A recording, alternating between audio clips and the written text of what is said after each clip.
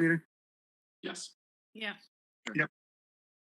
Any I wasn't questions? in the last meeting, so I can't vote on it anyway. So do we need another person, Betsy? Here's Cleo. No. Oh, there's Cleo. No, and actually, Sean, it is very weird, but you could vote if you want to, but just your presence allows them to vote. I see. Okay, cool. But it's your choice if you prefer to vote or abstain. All right. I'll abstain, but my presence is useful, it sounds like. Does anyone have any questions about the minutes? Yeah. Okay. Can I get a motion to approve them? A motion to approve the minutes. I second it. Any discussion? Okay. All in favor? Aye. Aye. Aye. Minutes move forward unanimously. So I was talking to Robert before. I unfortunately at the moment am spread very thin. I have a lot of meetings at night, and my days fly by like I've never ever experienced. I get into work at like 7:30, and it's 5:30 before I even blink an eye. So I have no intention of leaving the Economic Development Commission at all. But I think that it may be in the EDC's best interest for me to sort of pass on being the chair for the next term and turn it over to someone who may have more energy and can drive the ship in the direction that we want it to go in. I have no problem assisting and all that kind of stuff, but I guess, is this where I can make a nomination, Betsy, or do I ask for nominations? I think you asked for nominations, but you're also able to make one. Well, I'll ask for nominations from the commission for the chair position. And I would like to nominate Robert to be chair. He's got a lot of energy, ideas. We just spoke, and he said he's got some time on his hands to be able to sort of take this role and run with it. Great. Any other nominations on the floor? Okay. So the nomination of Robert for chair, all in favor? Aye. Aye. Aye. Debbie said aye. So it's unanimous. Great. So congratulations, Robert. I really appreciate your confidence. I'm going to try and live up to it. You will. You definitely will. So for vice chair, take nominations from the floor for vice chair. Real quick, I want to mention Scott's going to be in the meeting, but he's running late because of a work commitment that he's got. So he'll be here. So go ahead with the vice chair nomination. Now, I don't know if Robert's supposed to take over the meeting now or wait till all the nominations are done. I'm not really sure either, so I'll just leave it up to Robert and Jeremy to figure out. I'm happy to wait for somebody if I'm not violating a rule. I think you're chairman, so you could take over. Oh, okay. So are there nominations for vice chair? Anybody like to put out? Did we have nominations from last month Didn't that are Sean continuing? Nominate for vice chair? We So, had I was not in attendance for last month's meeting. I am flattered that someone nominated me for vice chair, but I respectfully decline that nomination. I'm spread just as thin as Jeremy is, if not more. Oh boy. I'd be happy to assist Robert as vice chair. So I guess I'd be happy to nominate myself. Fantastic. I'll certainly second that nomination if you're game for that. If that's a great idea. Great idea. So can we say all in favor of, are there any other nominations, or can we go right ahead and make that happen? I just have a question. Debbie or Cleo, do either one of you have an interest in vice chair? Yeah, absolutely. I'm already secretary. Oh, that's right. I'm sorry, I forgot. Yeah, Cleo is secretary, and I'm of the Spread Too Thin Club lately. Okay, all right. But thank you. I think it's a great idea, Jeremy. a really good transition period this way too. Well, great. Then if we haven't, can we move forward and vote on Jeremy handling the vice chair role? All in favor? Aye. Great. So that's done. So now I guess it's time for Arbor Haven. Yes, so I will bring them all into the virtual room. Right. And Alexander, do you want me to allow you to share your screen? Please, thank you very much.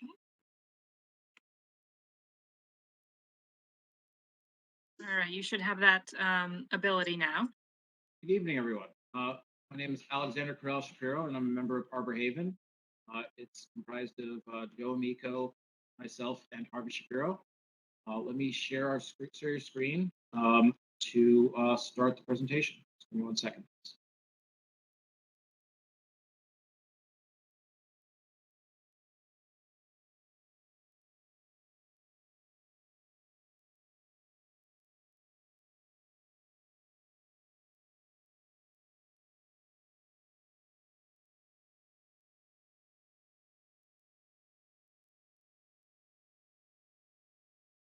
Okay, there we go. Joe, would you this is a Arbor Haven team. We'd like to introduce ourselves. This is just some general information about our background and some of the people we'll be working with. And Joe, this is the site overview. Joe, would you like to take it away? Sure, I'm happy to. Alex has put up on your screens a overview of the site plan. Obviously it's an aerial shot of the golf course. What we have overlaid on the golf course to start with are walking paths and bike trail. And that's that green line that you see running squiggly all over the place. Our approach to this development is to kind of meet with the intent of the zoning regulation as it's been changed back in June. The town decided that this parcel should be rezoned as a combination of residential and open space. And both Alex and I, for whatever reason, kind of like open space a lot. So we started with the bike trails before we started with anything else. So that's why you're seeing bike trails. There's the bike trails run all the way around the outside of the parcel. And then there's 2 crossings through the middle of the parcel and then 3 verticals. Alex and I spent quite a few hours, maybe 4 hours, just walking the parcel together. We noticed that there's a lot of double stands of trees between several of the fairways, and it just struck us that's a good spot to run a bike path. Alex is kind of running the cursor over some of those double stands. When we walked through the property, we were really impressed with the beauty of it. And there's we thought about how do we do this without desecrating the land. And we came up with an approach which essentially preserves almost every tree on the property. We focused on putting the houses and the roads down the middles of the fairways, leaving all of the trees that we could possibly leave standing. Naturally, there's probably dead trees that have to come out and some that have to be pruned and one that has to be moved because it's in the way of a driveway, that type of thing. But by and large, most of the trees are going to stay. The one of the advantages of this property is that these trees were all planted, I'm guessing 1950, and they're all 70, 80 years old, and they're beautiful. And you've got tremendous mix of varieties there. You've got oaks and elms and maples, and I found shagbark hickories and a couple of northern pecans in there, plus your usual firs and balsams. So it's really, unique in that sense. And when we approached the project, we decided, let's see what we can do to preserve as much of that as possible. Uh, so open space and nestling the houses in the open areas rather than, setting them into the trees was kind of our approach to this. Alex has switched screens on me while I'm talking. He's laid out for you some of the public amenities that we're proposing.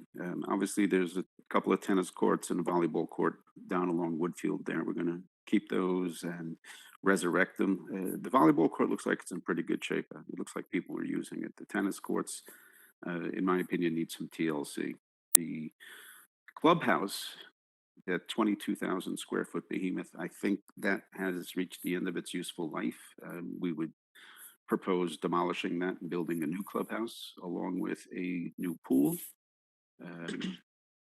pretty much in the current location.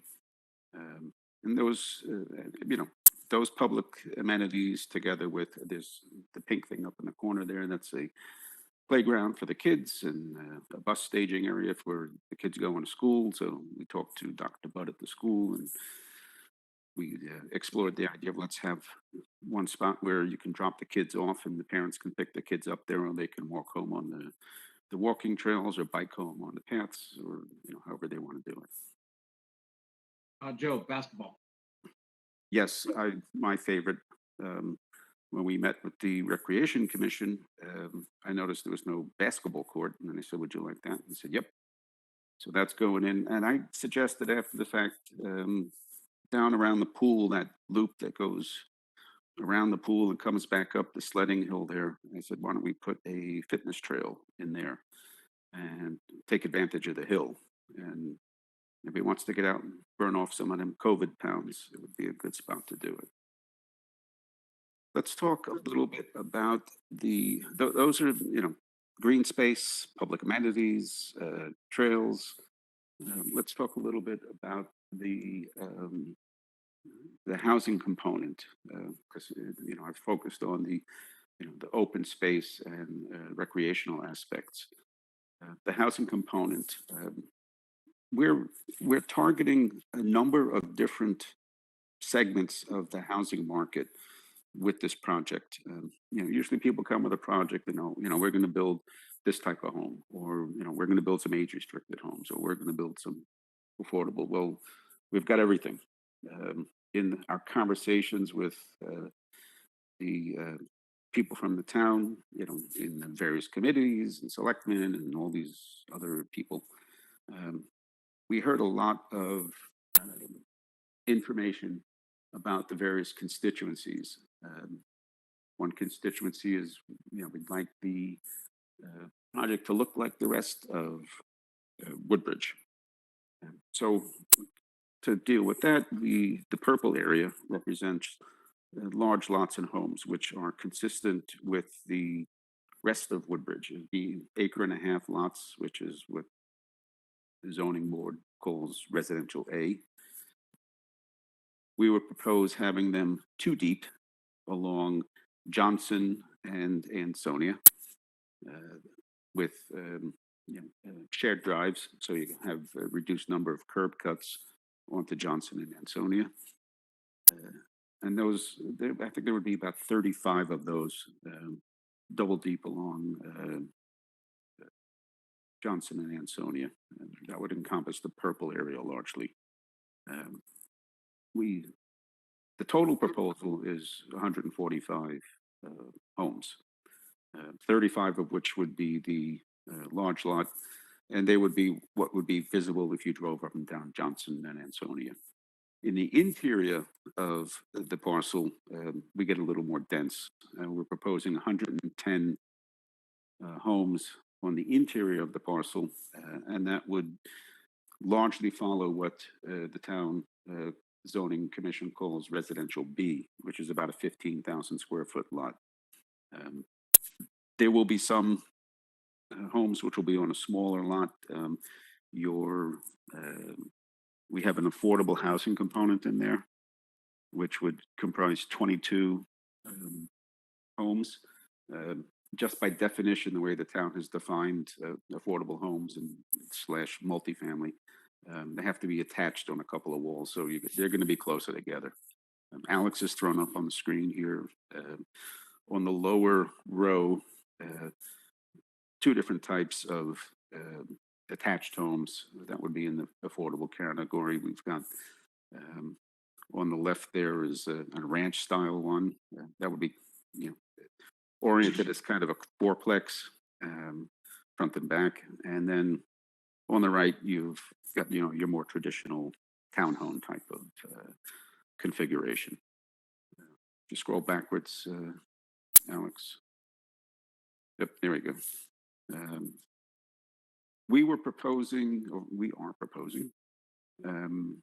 of the 110 homes that are in the more dense area, which is your green and your orange there. And, those colors are not to scale because the orange is, or yellow, whatever color that is, supposed to represent the age restricted homes. We're proposing 62 age restricted homes, which would be market homes. And then 26 family homes, which would be market homes. And then on top of that, the 22 affordable homes. And that, I believe it totals up to 110 homes. We have a subsector in the affordable. We were talking about taking the affordable homes, and half of them would be family and half of them would be age restricted, because I think there are a number of seniors who would really enjoy having a home they could afford. So, and there are no rules on that per se. There's no rule that says, you know, if you have affordable homes, so many have to be, you know, for families, and so many have to be for seniors. So we just thought that, you know, it's a fair breakdown to go 50-50 on it. If there's some people who want to discuss that, we'll get into that at a later point. Why don't we show green space? Yep. All right. So this is kind of showing open space. Part of the proposal is buying the entire property, using a portion of it for the houses, which we just discussed. And then the remainder of the property would deed back to the town as open space. And the big green blotches shows what would constitute the open space. Yeah, admittedly, some of it is along the Wilbur Cross. A bunch of it is along Woodfield. I think the you know, the most important piece is down past the pool there, where you've got the sledding hill. Anybody's been on a property and stood outside the old clubhouse and looks down that hill, it has to be impressed by the beauty of it, as were we. And when we found out it was watershed, we said, oh, good, now we don't have to build there. So we're leaving it as open space. It'll be part of the park, if you want to call it that. And yeah, people can sled all to their heart's content, or my favorite, cross-country ski. So let's call that the introduction. Oh, open space. Because we're routing the bike trails through the development, Alex is showing the composition of the bike trail, which is, we don't use asphalt, we don't use any petrochemicals. We use an old-fashioned system from my native Italy, which is you use large chunks of gravel, big ones, like as big as your fist, kind of like what you would see on railroad tracks. On top of that, you put smaller gravel, maybe inch size, and then on top of that, you put even smaller gravel, and it's a 3-layer construction, incredibly durable, easy to maintain, efficient, and just, you know, a winner, and ecologically friendly, very friendly. This picture you have in front of you, just by way of example, was something we did up near my lake house. This picture was taken a couple of days after Hurricane Ida blew through with 20 inches of water in 36 hours. And as you can see, nothing moved. The big chunks down on the bottom actually were filling in a gully where there was washout, and you could see they didn't move. And the flat part where people would walk, or in this case, my neighbor goes over with the golf cart. You can see that hasn't been affected, and that was a good test for uh, uh, that type of setup for bike paths. And since we're running bike paths through the trees, obviously you get roots and stuff. And with this type of setup, you don't have that problem you have with when you're doing asphalt paving where it cracks and the root comes up and all that type of stuff. This you send the man in with the rake and he rakes it around and it's flattened out again. Okay, let's go backwards one to the green spaces. The bike trails are, we digressed into, building the bike trails, but my point is the bike trails actually add, our guess is about another 10 to 12 acres of open space in the interior of the property. The bike trails technically would be on private property. So at the back of some of the lots, there would be a bike trail, two lots coming back to each other, 12 and a half feet from each side. You have a 25-foot total easement on which the bike trail would run, on a 15,000 square foot smaller lot or 65,000 square foot larger lot. Losing 12 and a half feet doesn't really make a lot of difference. And since the trees will also be protected by an easement, you won't be able to just down the trees randomly. You could take down for safety reasons, but the intent here is to preserve a lot of the open space, the greenery, the trees, the feel for the property, while at the same time providing housing for people.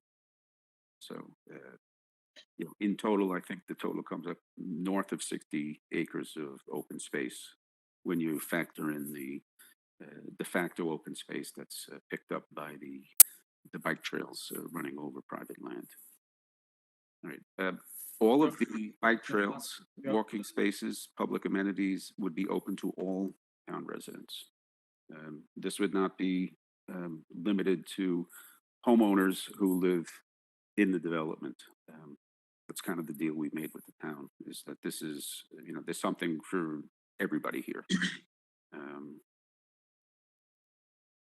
The roads, yes, one thing that came up about the roads, we build largely the same way we build the bike trails, build up out of 3 layers of gravel, topped with, item 4 with a binder on it.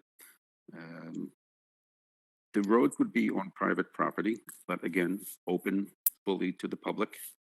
Anybody could drive through that wanted to drive through.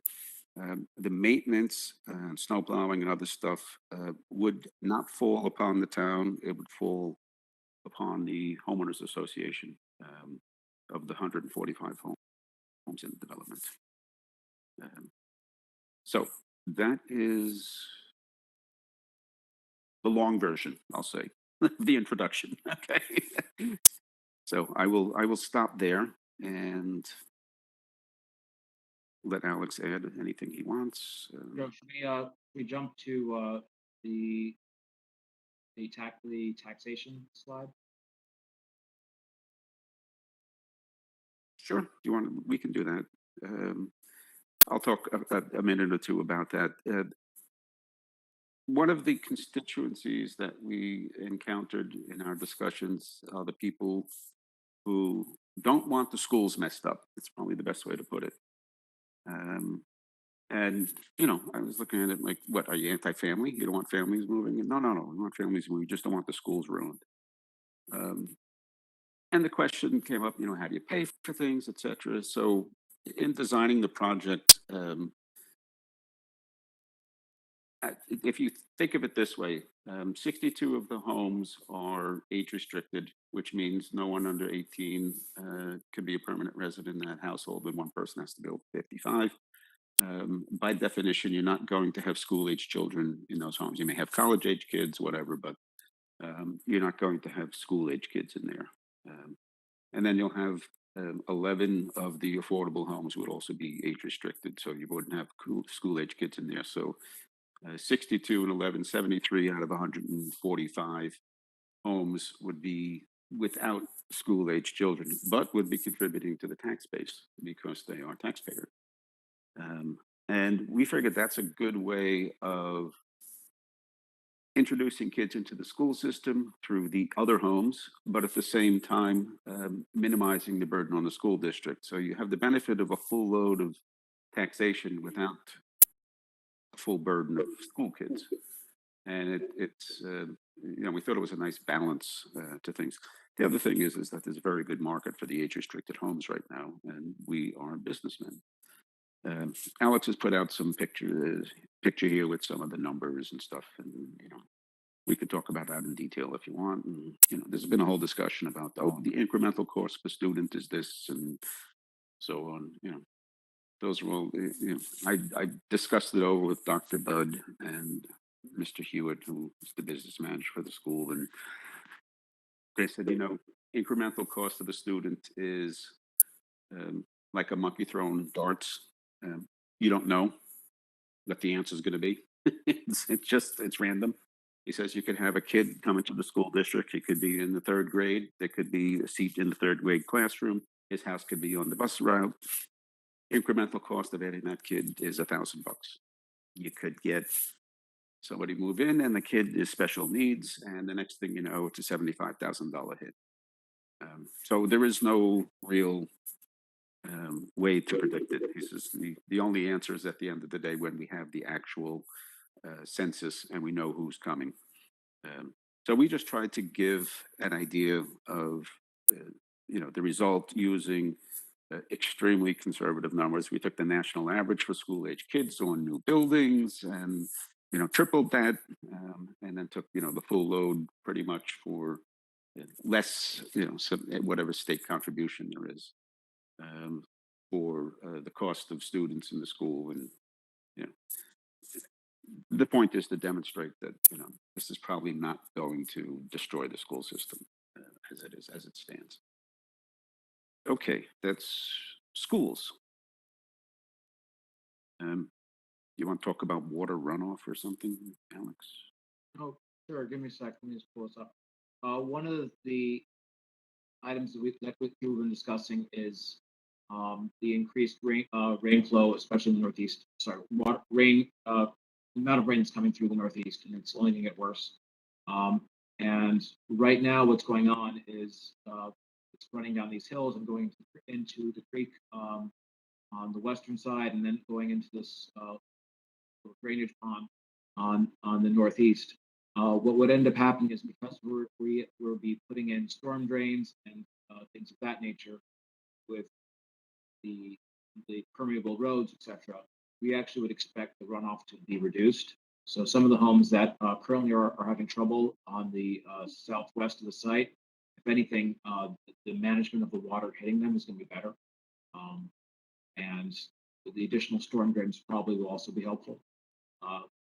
As the climate is, there's adjustment, we should expect more rain, not less. And so the addition of storm drains and actual management and maintenance of, for example, this pond or the other pond, which those pipes need to be taken care of, we see that being a net positive. Yeah, I always criticize Alex when he says, we're going to reduce the runoff. I keep saying the water doesn't go away, Alex. There's still water. It's not going away. We're managing it better. Okay.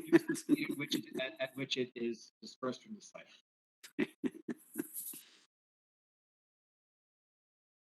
All right. Well, do you have anything else, Alex? We can open up for questions. Yep. What would those storm drains tie into?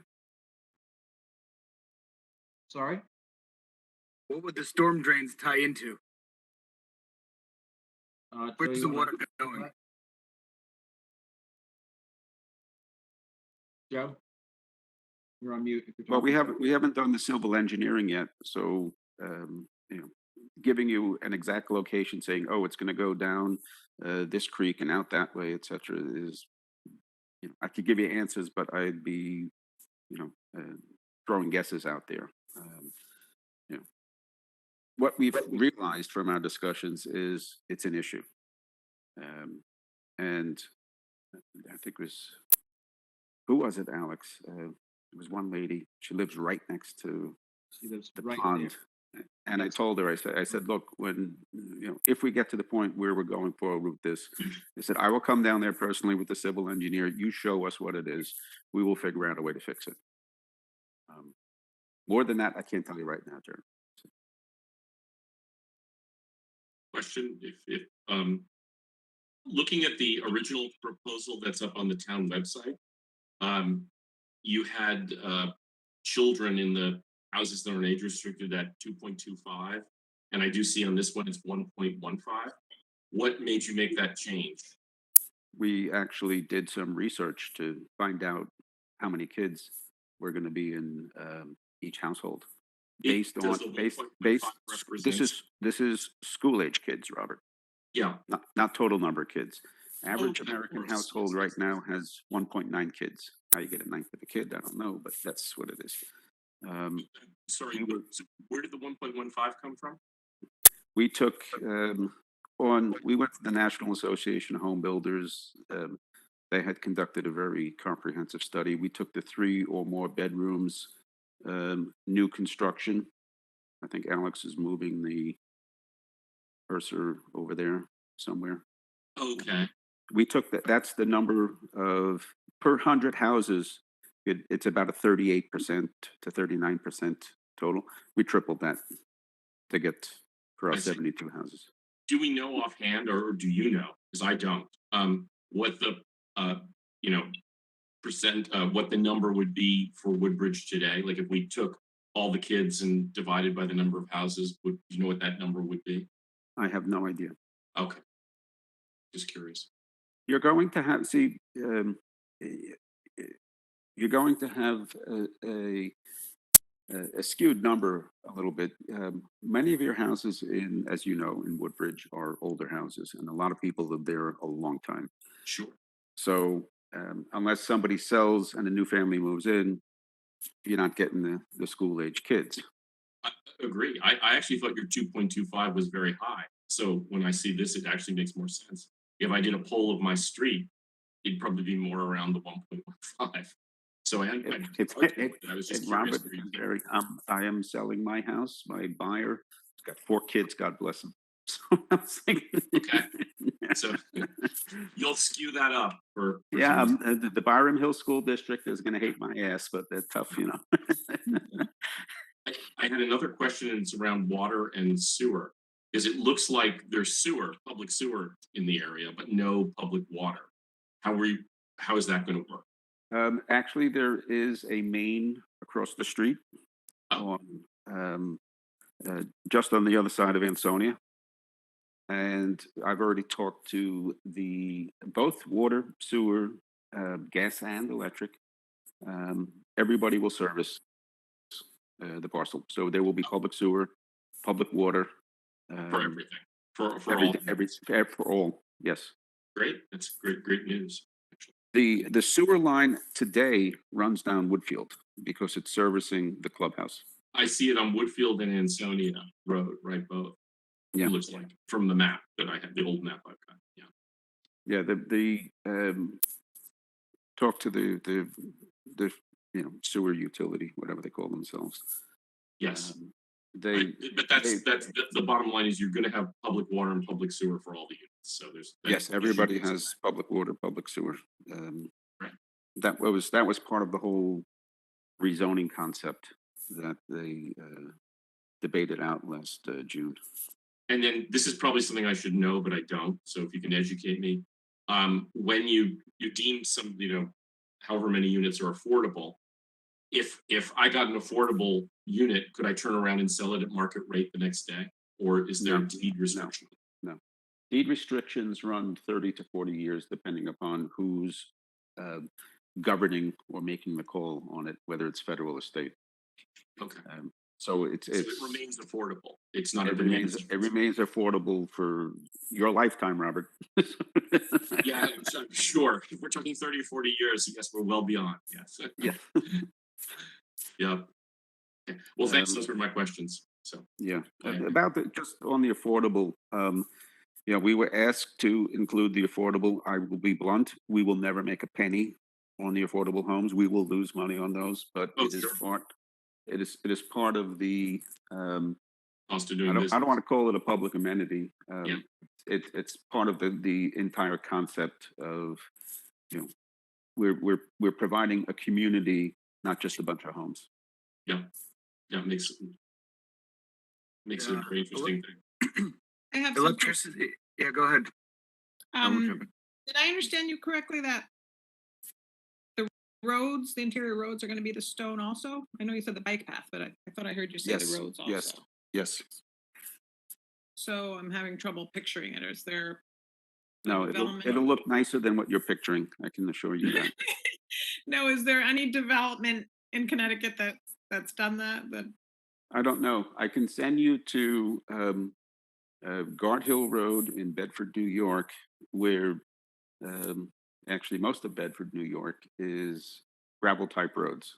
They do a very poor job of it because they're not using what we use is really the old Roman road type of construction, which they used 2,000 years ago, where they had large stones on the bottom, smaller stones on top of that, and then smaller stones on top of that, and you cover it with item 4 now.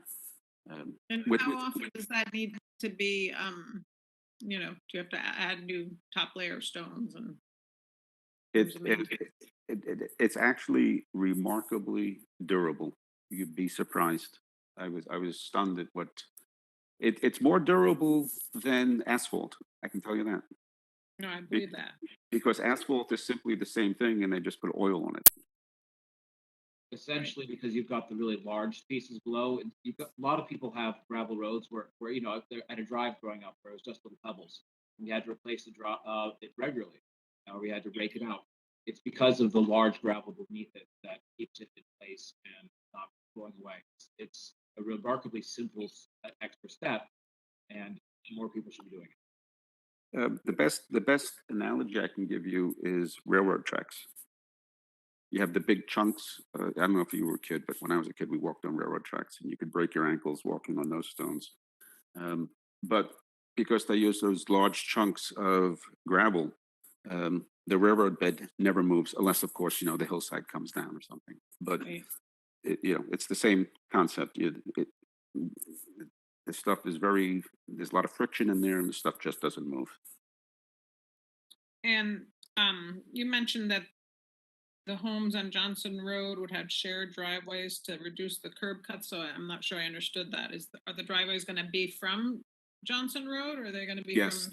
there will be approximately, I think we had 4 on one road and 5 on the other, because we're doubling up the driveways from Johnson and Sonia. So I think here, like in this example, I think we had 10 lots running directly abutting Johnson. So if you have 10 lots, you're doubling up the driveway, you've got 5 curb cuts. Um, I have a very ugly. what does that mean, doubling up the driveway? Here, I've got a very poor just sketch. You have, instead of each house having one driveway, there's one driveway for 2 houses. That splits further up the lot, right? Obviously. Yeah. This is a very poor drawing of essentially how it would work. You have a main drive, and then everyone has a little something going up to their house, and that shared drive in between all 4. It's called a flag lot. There'll be some version of that. This is, of course, just a quick sketch we did in 5 minutes the other day. So The main roadway is. I mean, I know that Woodbridge, has made shared driveways more and more difficult in the past 15, 20 years. So I'm just wondering how that fits in with the current zoning. We were told this complies perfectly with the zoning by the zoning attorney who helped the town.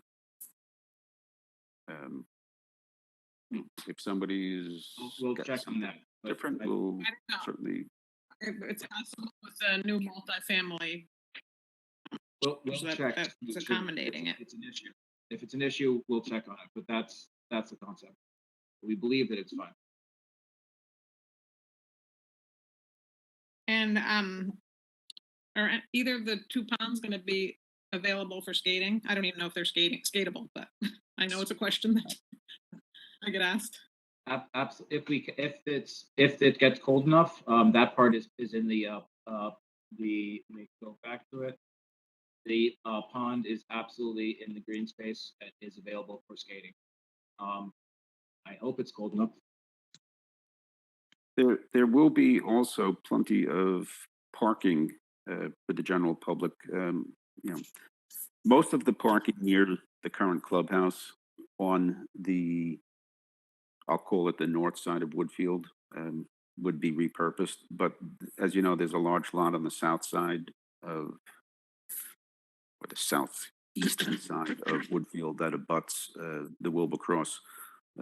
All of that parking space would be cleaned up and available for the public to use when they come to play tennis and basketball and volleyball and swim in a pool and sled on the hill and walk, bike, whatever they're doing. And what's the timeline in terms of building, and is it any going to be built on spec, or it's going to be as you Larger. How do you, is it Clio? Is that? Yeah, yes. All right, Clio. The larger homes, our projection is we'd sell one per month. So it's going to take us about 3 years to sell out the large homes. The affordable, we got a list a mile long already. So as you can imagine, the age restricted, actually, there's a very strong demand for that right now. So that's going to go probably very quickly. And the 26 market rate family homes, we figure those will between 1 and 2 per month on those. So putting aside the large homes, we're figuring 18 to 24 months for the rest. Right, but you're not going to build until you sell it. The Until large you sign a homes contract. generally would be built on contract. The other parts we would start building and keep building and selling as we go. So, for example, we build, a group of 10 and show them to people and sell them, and then build another 10 in that nature. It's cheaper to build in bulk than to build one at a time. That's for sure. And do you have financing lined up, or? I spend my days talking finance.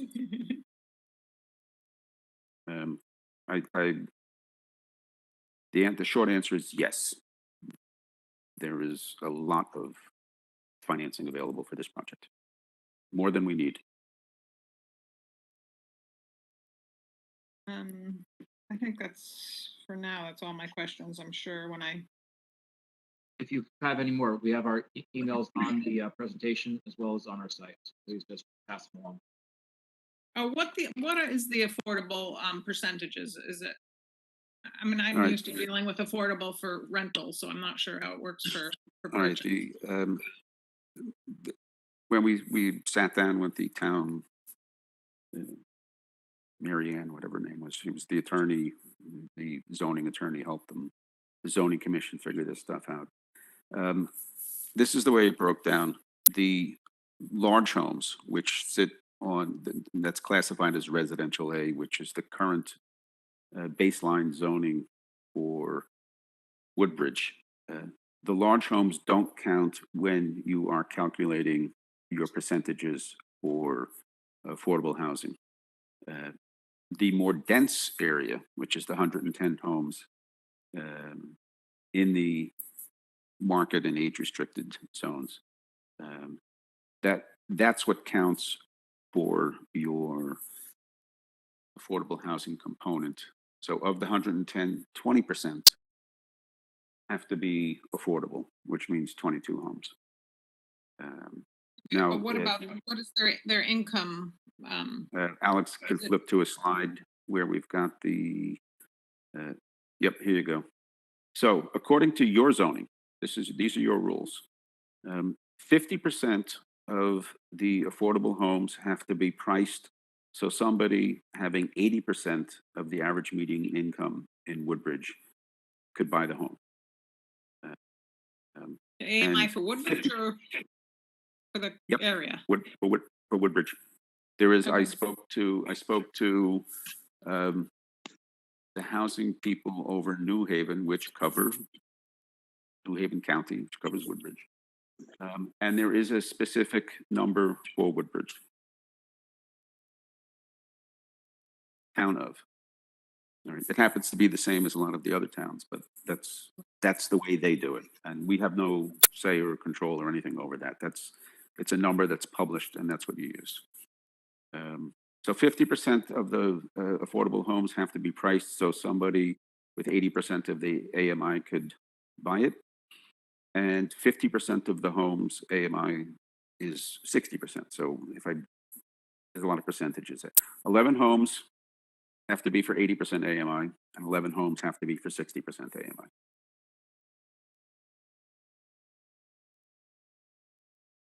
I have a question. Woody, are you done? Yeah, I'm done.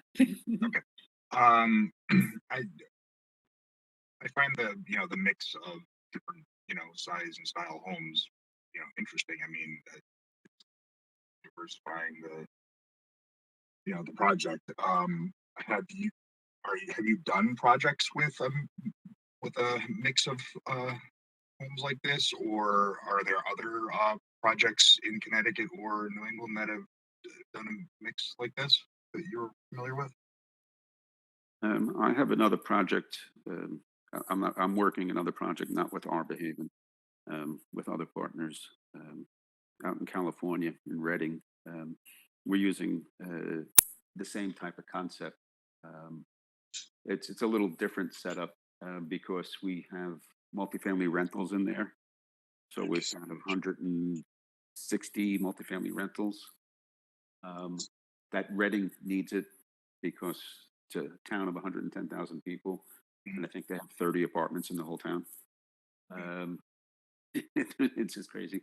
And then we have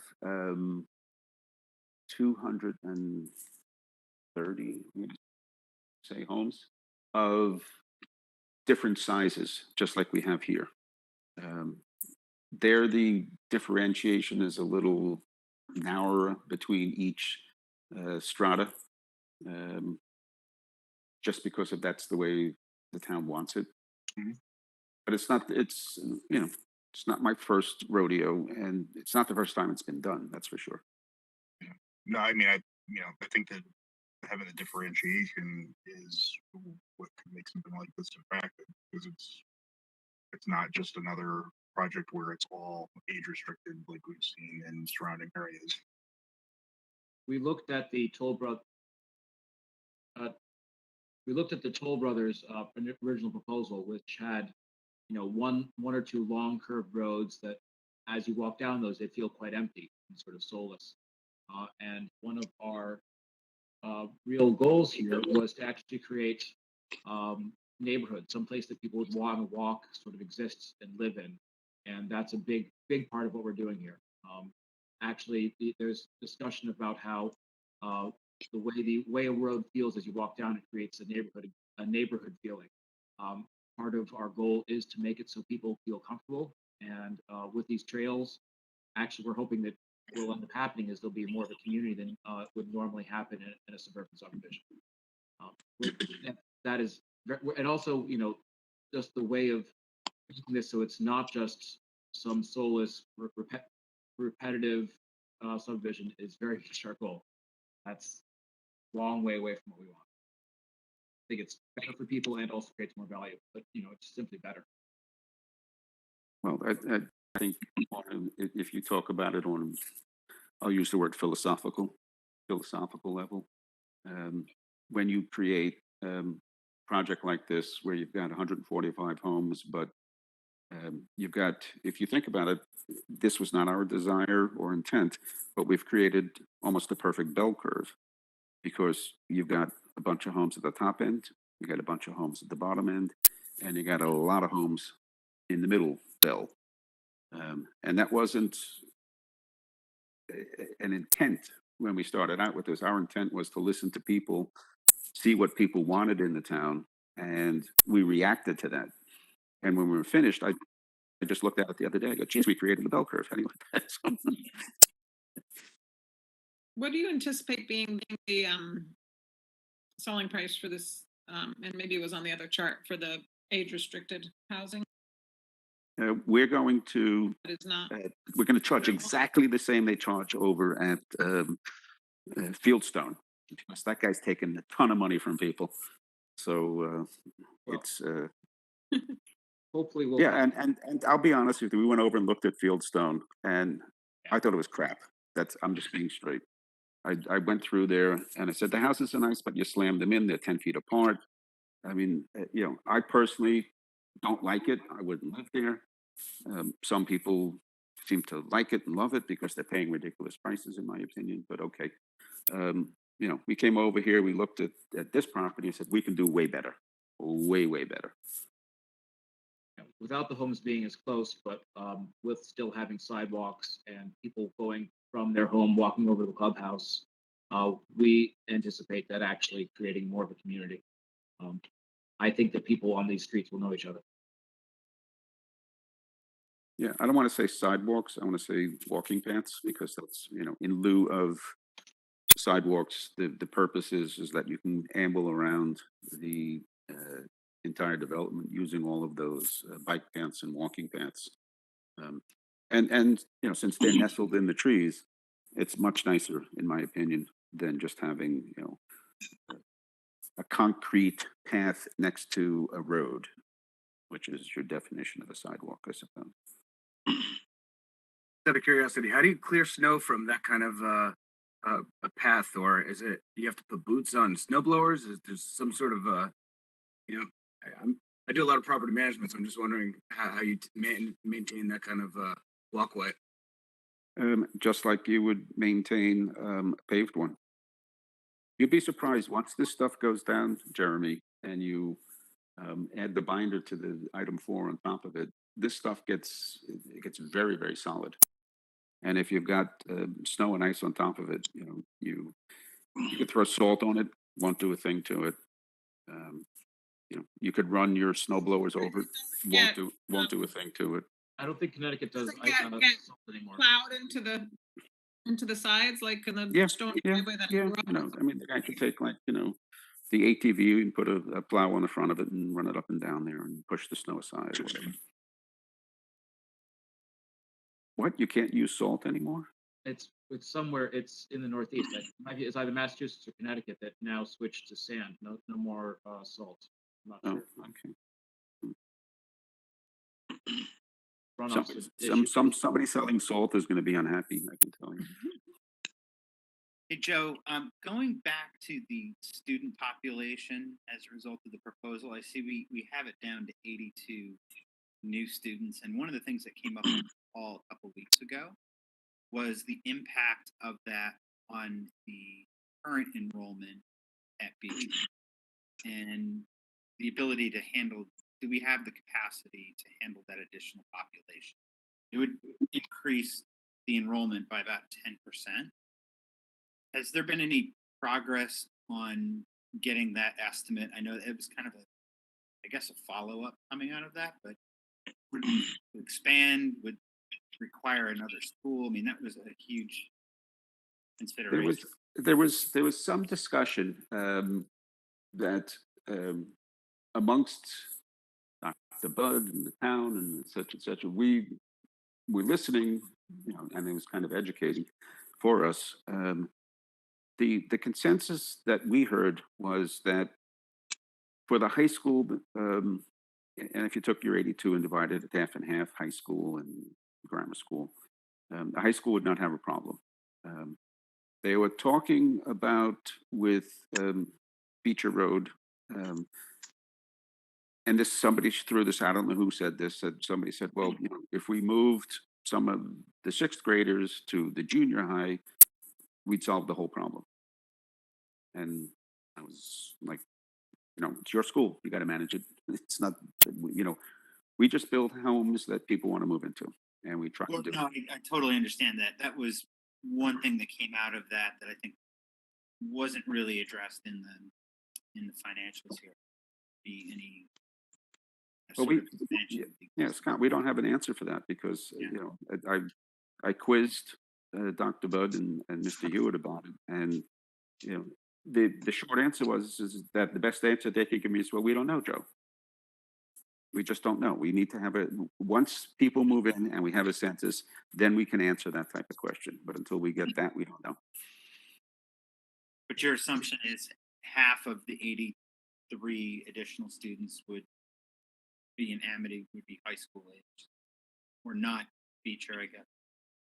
Well, we have school age children, so 83 school age. And if you just, you know, I don't know how else you do it. I mean, you could say some are high school, some are junior high, some are Beecher Road. I mean, you know, it's where, I don't know. Some people move in, they won't have kids. My wife and I moved into our house 23 years ago. We had no kids. And it was 4 or 5 years before we had kids. And we only added 2 to the school system. And I told you, it's a large house I'm selling, and the guy moving in is bringing 4 kids. So, and that, I think that sort of just sums it all up right there. It could be 0, could be 2, it could be 4. Nobody knows the answer. Scott, I mean, that's a great question. And I mean, I heard that question in several other meetings. So this is a question that's going to keep coming up. Right. As a town, I think we got to put our heads together. And like, you know, like anecdotally, I was talking to a teacher a few years ago, and they said, you know, I don't know, maybe 10, 15 years ago, Beecher was like somewhere around like 1,000 students. I mean, again, this is anecdotally, but and what we're like 850, give or take, I think now. So I mean, I'm not gonna, you know, but what I'm saying is, I feel like we should, you know, get a number for what the capacity is for Beecher and see where we're at now, and if we're, you know, look at it like a percentage. Are we over indexed, under indexed, something like that? And I think that would alleviate a lot of people's concerns around this question as these guys present this you know, present this information around the other boards, commissions, and the town. Yeah, agree. I mean, I kind of felt like that was a follow up, not from Joe and Alex, from Right. Yeah. right. So, Exactly. Well, when we, you know, delved into this, you know, it was pretty much in the first 3 hours, we heard school, Beecher Road, school, Beecher Road, school, Beecher Road, right? So we figured out, yes, okay, that's an issue. And as I said, when we tried to, when we put together the design, one of the reasons that I overloaded on the age restricted was because you knock down the number of potential school age children, but you get, so the burden is reduced, but you're getting the full benefit of the taxes there. So, you know, to me, it just struck me as this is the right path to go. You know, Aristotle's golden mean. I was a philosophy major, so you know, you're sort of wandering right down the middle, and you know, things tend to work out if you do that. You know, we had somebody suggest, well, why don't you do 250 or 300 affordable housing? And I looked at him and I said, "You want to kill your school system?" I said, "That's probably the best way to do it, man, because you will never earn enough money to pay for the school. You will never earn enough money from taxes to provide the services. You will get people moving in. You know, I don't want to use the word poor. Less fortunate families tend to have more kids, and you know, it's just going to mess things up. Be responsible for maintaining the pool and the tennis courts and the, No, that House. all of that gets deeded back to the town, and it's the town's responsibility. and has anybody done any estimates and the cost of maintenance? Not yet, because we don't have any of the details. What's the square footage of the clubhouse? You know, are we doing an Olympic-sized pool and a baby pool? I mean, you know, these are all factors that go into that. Would the town be paying for the electricity to light the roads, or is that coming out of the HOA? Private property is HOA. That's basically the rule of thumb. We were not anticipating road lights. If people want to, you know, put lights in front of their houses and on their mailboxes and stuff, knock yourselves out. Everything we're not anticipating anything above ground. We're burying everything. All utilities get buried: electricity, gas, water, sewer. Because we want to maintain the visual of the property, which is trees and space, and you're going to have the houses sitting in the middle of the fields. And I'm telling you, 10 years from now, you walk down there and everybody who has a house is going to have their own idea of gardening. And it's going to look totally different. So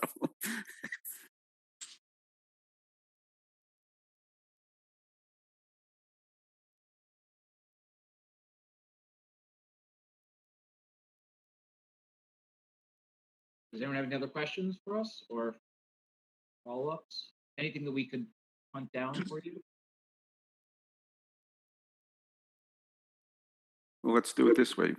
Our emails are there, phone numbers. You know, I've already had people call me, text me, email me, Alex too. So to the extent that you have an idea, a thought, a contribution, a question, criticism, complaint, whatever, send it to us. Do not hesitate. Great. Thank you. Thank you, everyone. I'm going to turn the screen back over and leave it to you guys. All right. Have a good evening, folks. Thank Thanks, you. Joe. Thanks, Alex. Thank you.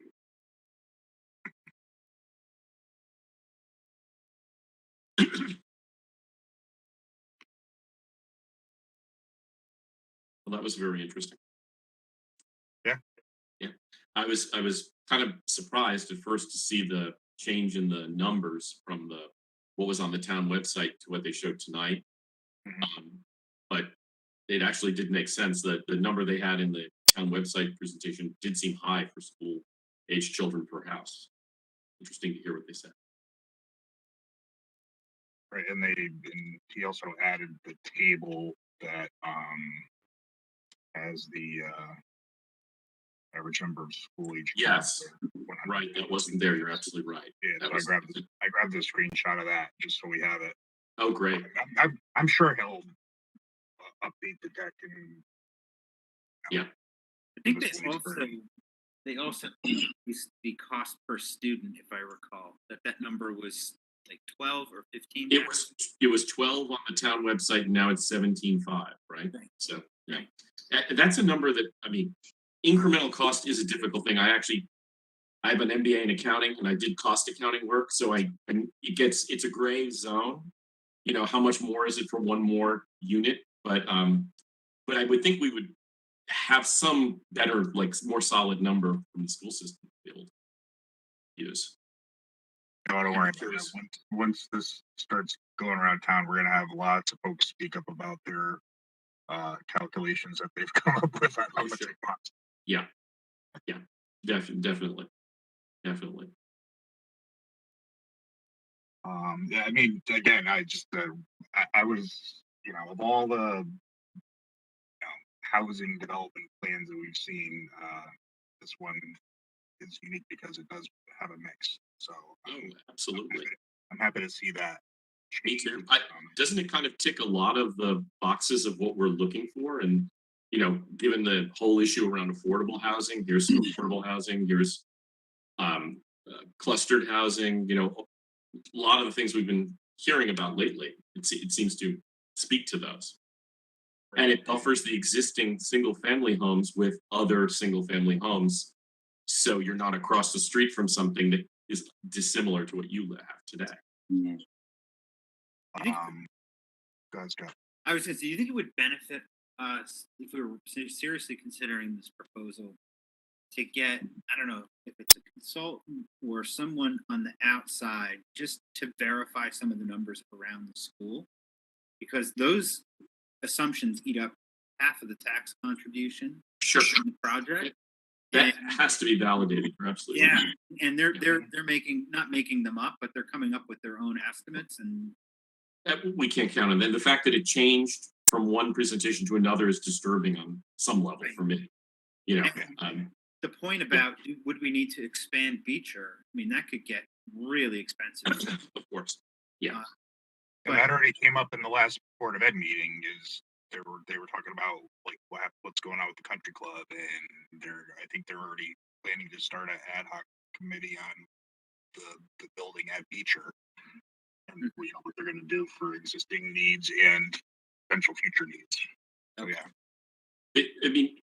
I kind of tried to check the estimated tax, the revenue that they talked about, and it seems in line with, you know, I was on Vision Appraisal looking at houses in various price ranges, and that seemed kind of on target. What they were putting out there is the tax for various selling prices. So at least that side's good, but I was really wondering about the expense side on the school. Trying to think of this as you've got a lot of big houses in this town that are occupied by folks who are empty nesters, and like Joe was saying, when his house sold, Yeah. he only had 2 children. A big family is moving into that house. So some of these 3,000 and 4,000 square foot houses, where there's 2 folks in their 60s living there that are looking to move out to go to Fieldstone or wherever they go, a family with not just 1 kid, but 2 or 3 or 4 maybe occupying those larger homes. It changes That's everything. just gonna- Absolutely. Yeah. And certainly, I moved here in 2009, and the demographic change on North Racebrook has been like unbelievable. We were the youngest people at like 50 or so when we moved in, and now we're the old people on the street. So,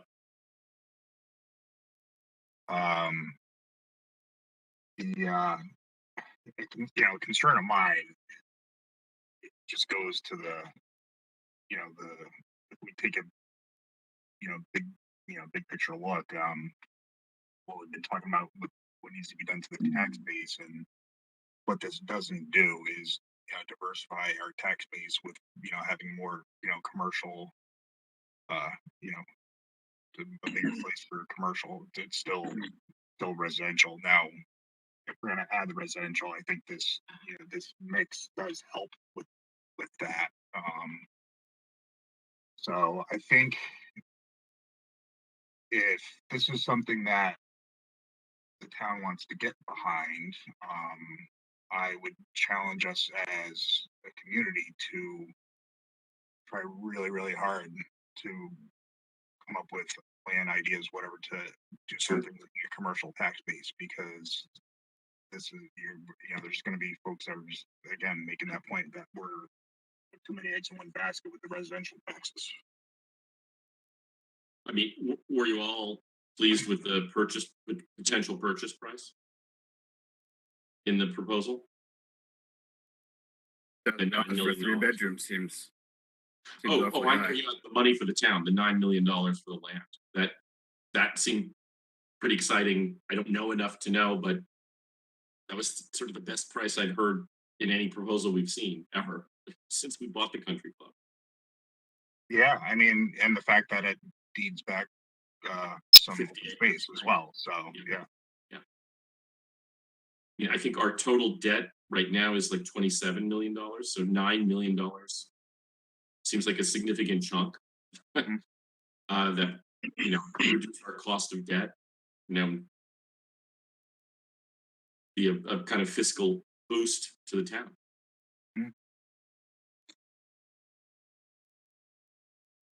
And if I may point out, um, the age-restricted homes is ongoing revenue. That's a continuous revenue stream, Yes, which to with me very is little very cost. attractive. Absolutely. With No, no it's cost. Yeah, the whole project is very attractive. I mean, from my right. perspective, as I read it over and thought about it. Yeah, and actually, I wondered, are we being shown this to do anything other than for informational purposes, or is anybody expecting the EDC to come out with you know, a statement like, yes, we're in favor of this, or no, we're not, or Robert, this is Betsy. At this point, no. Okay. It's really just for informational purposes and to give board and commission members a chance to ask questions, got and it. also the public to have multiple opportunities to see the presentation and hear questions. Oh, great, thank you for explaining and clarifying. Yeah, thanks, Betsy. Rewinding a little bit. What's going to make that a continuous revenue stream for the age-restricted homes? Well, the there's the age-restricted school. homes themselves incur no cost to the town on an ongoing basis. They'll never have students in the schools, so I we'll see. always have Oh, property okay. taxes without an expense. I got you. Um, I see what you're saying. Yeah, it's a bonanza, really. yeah, it really is. Yes. So since we've been informed, should we discuss more, or do you guys want to move on to the rest of the agenda? I'm okay moving on. Okay. Anybody else, or all good? Great. So the November 2nd happy hour is the next item. Sure. So I just wanted to discuss with you all the plan of action for the evening. So the event will start at 5 p.m. at Crest, and there will be a tour of their new showroom. And the goal is to get people into the building there. As you all know, there's a car shortage, and Crest has completed a major new renovation. So the idea is to get people into the building, help them familiarize with the building and the business there. And then once the tour is completed, we'll move next door to the brewery, and they'll be hosting us for the happy hour. That'll begin at 5:30, and we'll be outside. So people who, are not quite comfortable being inside, hopefully will feel comfortable outside in their tent. And there will be a food truck there. It's a taco truck. It's not a local vendor, but so there will be food and drink available for purpose. And one question I have for you all is if you would like me to arrange for other food to be available. Do you have budget? We could buy some snacks from a local vendor for people who don't want tacos or don't feel like committing to a full dinner.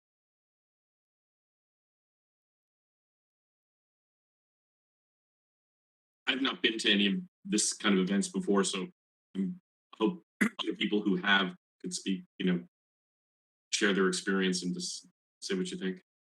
Typically, when we're at a restaurant, and Betsy, correct me if I'm wrong, but we would have, the restaurant would provide some sort of an appetizer piece where people could, have some sort of a bite that EDC sort of provided out of our budget. We do have money. We do have money in our budget, so it may be a nice way to utilize it to have some sort of a snack or a dessert or something for people to be able to at least get a bite of. Whether Betsy, am I wrong with that? So the only detail that's a little off is usually when we do it at a restaurant, they will do whatever drink specials they have for that evening. So attendees will pay for their own drinks if they wish to drink. And I always ask the restaurant to put out free food, the quantity of their choice, just so that there's something there so people are not drinking on an empty stomach. So we haven't paid for food in the past, but this is also a different scenario in which the food vendor is not a local vendor. I don't know if that matters to you all. Well, I mean, there's quite a variety of food trucks that have, go to Nebco, and perhaps we can touch base with a number of them and see which one of them are willing to contribute. Well, they've already got a food truck scheduled for that night. It's the taco truck from Wallingford. Right. So there will be food on site. So the question is really, Are they willing to contribute something? yeah, or like I said, you have money. We could buy from the taco truck, or we could. I mean, you don't have that much money. You can't buy tacos for everybody. But we could provide snacks. I believe Woodbridge Social is doing pizza now. That'd be an easy thing to do. I could Actually, get appetizers. This is Debbie. Sorry to interrupt. I was just thinking that should we reach out to Paolo's or Woodbridge Social, given they're right across from us, and the brewery to see if they wanted to donate a couple of pizzas or something like that. I think you're right by saying it's a happy hour. However, it's pay for your own drinks and pay for your own food. I think that's not so hospitable. I think we're all great to hang out with, but I feel like something should be provided.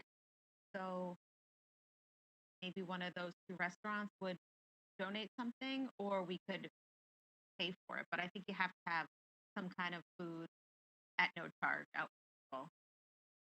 You know, picking up on that, given that it's a taco truck, I mean, something inexpensive is like chips and different salsas, something like that, you know, um, which we could somehow get, Yeah, that, that's a great idea too. I just don't know, and I don't know if this is even a thing anymore. But COVID wise, should we have platters out?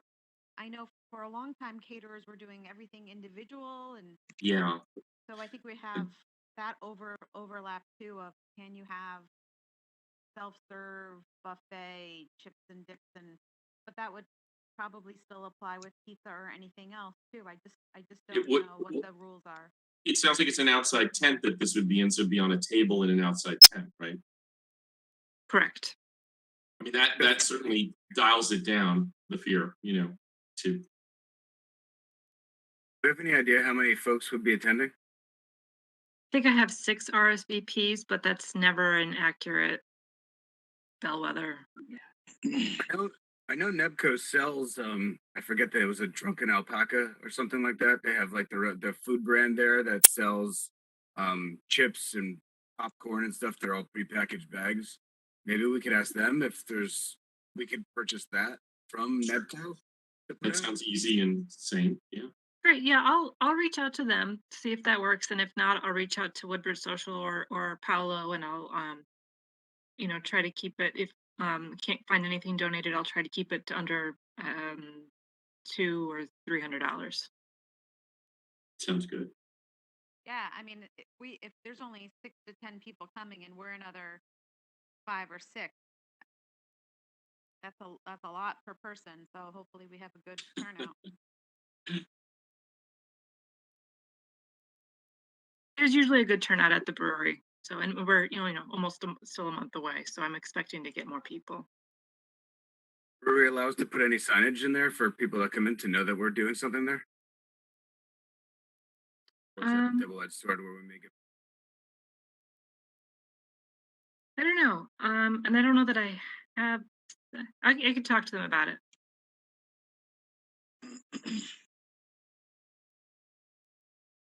And the other thing I wanted to mention is that Jeremy and I had talked about having, part of the event be sort of a fun networking event, and the other part being business, where we share the survey data with the folks and also talk about the idea of having a business association, and also do a quick brainstorming session on some winter events that folks might be interested in.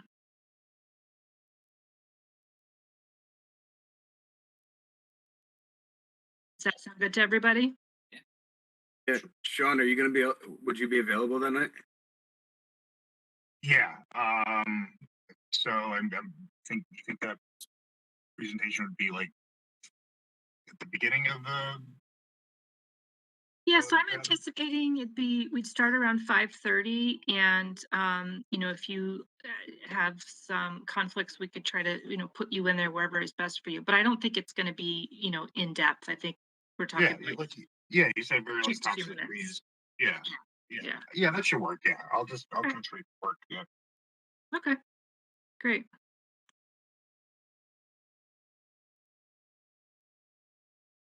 The idea of the business association is sort of something we've thought about for a long time and trying to figure out, basically us trying to get it started, but the business association would then maintain itself, basically, however they choose to do so. But it would help them in building that infrastructure so that they can have a business association. Because if there's, 20 retailers in Woodbridge or however many, 25, 30, however many there are, they're all a part of an association that there's a treasurer and there's a secretary and there's a chairperson and a vice chair of this business association, and they pay dues. They can start to hold their own events in the business district, where they can, themselves put these things together, where it's not us as EDC doing it, but now we've created the infrastructure for um, these folks to put this together and, have their own funding and be able to do their own events throughout the year,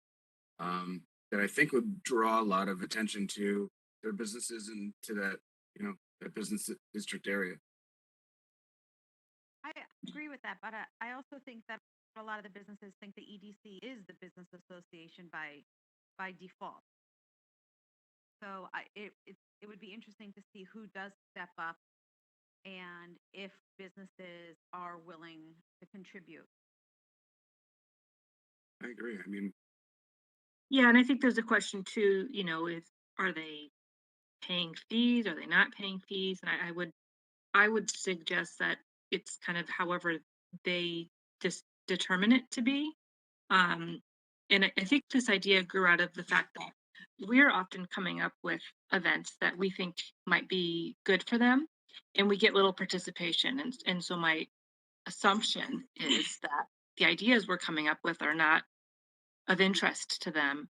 And if we kind of create this format where they're able to get together and bounce ideas off of each other, maybe they find something that's more effective for whatever their goals are. And maybe there'd be more participation that way. Or maybe they're just spread too thin to be able to pull off something like that. sort of a nice sounding board for us to talk to them about it and see if there's any interest in it whatsoever. Um, I envision like sidewalk sales where they can support each other by they can pay for their own signage and balloons and snacks and things like that. But it could be sidewalk sale throughout the whole business district. So wherever you go, the retailers that have a business that could be in part of a sidewalk sale would be outside that day selling their stuff, and there'd be some sort of cohesiveness with, throughout the whole area. Um, Pie in the sky, but it'll be interesting to see what people think. You know, of going back to that Yale plan that I sent you guys, my summary of number one item there was establish a Woodbridge Business Special Services District Association. For them to do exactly that. Yeah. The problem with that is that requires the businesses to put Yes. in more money. It does. I know. It's not becomes not an optional thing, but it becomes another tax in a way, right? Right. Yeah. So finding out about the appetite for that would be a good thing to do. Yeah. Right. I agree.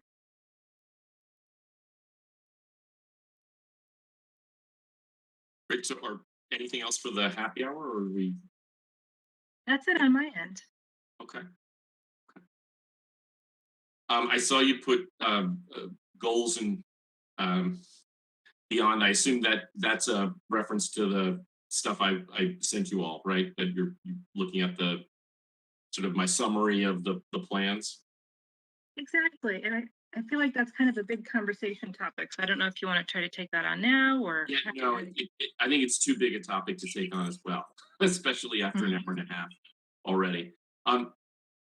But I would say, could we have that discussion next time if we have the bandwidth to have it, the ability to do that as an early item in the meeting. Absolutely. Yeah, we can put that top of the agenda. Great. And if everybody could, I had to, I was helping out my parents because my mother had hip replacement surgery, so I had a lot of free time. I had like 2 days of being basically on my own, but had to be in their house, so hence that summary got created. Um, please take a look at it, and maybe we could really pick out what we want to do and start to think about how we want to approach some of the goals that were recommended in these 2 points. I learned a lot already. Betsy told me that we actually have a signage plan, so I'd love to review that too, because that was one of the #1 things the Yale um, uh, discussion said. We really need to figure out to really define the business district with signage. It would be a Kickstarter to things. So that's probably the most thing I'd love to talk about most if we can next time. There's also a lot of stuff in there about maps, and I know Yes. Betsy put together that awesome trail map. But do we have a defined business map of where all the different businesses are? I know we have a directory. Do we have a map that dictates where all the different businesses and stores are, Betsy? You mean like a zoning map or something that identifies, such and such address is this business? Something like that. Not a zoning map, but where the businesses are in the business district. So if you looked at a directory, you would say, oh, AB is at this spot on the map. No, only because the business directory is always out of date. And so trying to update a map, it's just not realistic. Do we even have a definition of what is our business district really? I'm sure that's defined in zoning. Okay. We might want to even look at that as well to see, like, let's decide what we're calling the business district, and also what are we calling the business district? I kept reading it was the Village of Woodbridge. Is that what we're calling the business district, or are we just saying business district? And things like that, even we should establish and get everybody's buy-in. So if we do any signage, branding. Yeah, and branding, right? Yeah. I don't think that there is a Woodbridge Village as of yet, but that was one of the key items in your synopsis of the Yeah. Yale plan that says that one of the key tasks of EDC of all tasks was to sort of figure out how to define and brand Yes. the Village of Woodbridge. Right. And let's start with, do we want to call it the village? Is the village still a good idea, or is there a better name? I don't. I was unclear if that had something that came out through a lot of consensus, or was just somebody picked it and that's why they're calling it. Just run with the village, and whenever you hear somebody use the word flats, correct them. Okay. There's a lot of debate on that because people who grew up with the flats like to call it the flats still. So Yeah. Well, there you go. So Okay. Well, so for this one item, which is a huge can of worms, how about we all really take a look at the docs for next time, and then maybe bring some ideas, and I'll certainly do my part to do that as well for next time. sounds great. Great. And then I'm not sure what updates and announcements. So I just have one to share. Okay. The last concert of the series sponsored by UI is going to be on Saturday, October 23rd. It's a bossa nova concert. And preceding the concert, there are, I think it's 10 businesses that have agreed to host trick-or-treaters from 11 to 1 that day. And then at Coachman Square, immediately before the concert, so 12:45, there will be a costume contest. And this is the second annual costume contest they did. Last year, when we were still in pretty severe lockdown, the residents of Coachman stayed inside and watched as children paraded around the building outside. It was pretty heartwarming. So this year, the residents will be outside, some may still be inside. but they'll keep the format the same. So I'm hoping we'll get a nice crowd of families at the concert, and hopefully there should be some spillover effect to our businesses also. That's great, and that's the 23rd. Yes, that's the 23rd. So I've got $100 left in that grant, and I'm going to use it to buy candy for the participating businesses. And if it's okay with you all, I'd like to take maybe another $100 out of the EDC budget to supplement that. Sure. Okay. Great. And that's it for me. Wonderful. Right. Okay. Do we officially do an action to close the meeting? Yes, so you would ask for a motion to adjourn. I'll Aye. make a motion to adjourn. Wonderful. I'll second it. And then you'll call for a vote, Robert. A call for a vote to adjourn the meeting. Aye. All in favor? Great. All right, great. All right. Thanks, everybody. Thanks, everybody. It was a really interesting meeting. I'm very intrigued by Arbor Haven. So Yeah. and lots of other fun stuff.